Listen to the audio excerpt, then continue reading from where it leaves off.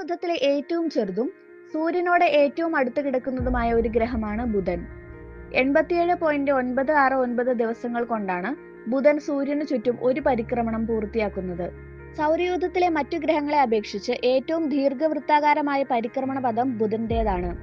അച്ചുതണ്ടിന്റെ ചെരിവ് ഏറ്റവും കുറവും ഇതിനാണ്.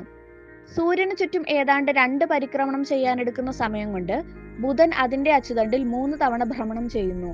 പ്രഭാതത്തിലും സന്ധ്യാസമയത്തും മാത്രമേ ബുധനെ നേരിട്ട് നിരീക്ഷിക്കുവാൻ സാധിക്കുകയുള്ളൂ. അല്ലാത്ത അവസരങ്ങളിൽ സൂര്യപ്രഭയിൽ മുങ്ങിപ്പോകുന്നതിനാൽ നേരിട്ടുള്ള നിരീക്ഷണം അസാധ്യമാണ്.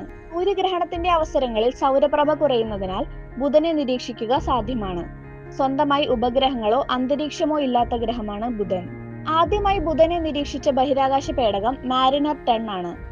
1974 മുതൽ 1976 വരെയുള്ള കാലയളവിൽ മാരിനർ 10 ബുധനെ സമീപിച്ച് പഠനങ്ങൾ നടത്തുകയും